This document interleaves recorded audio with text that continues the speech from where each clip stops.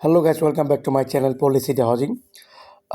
নতুন নতুন বাজেটের একদম কম দামে, একদম পানির দামে আপনাদের মাঝে নতুন একটি ভিডিও নিয়ে আসলাম।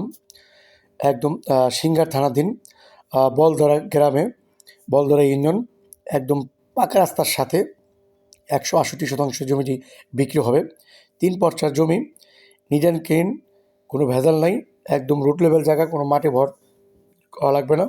যারা এই জমিটি কিনতে চান অবশ্যই আমাদের নাম্বার যোগাযোগ করবেন।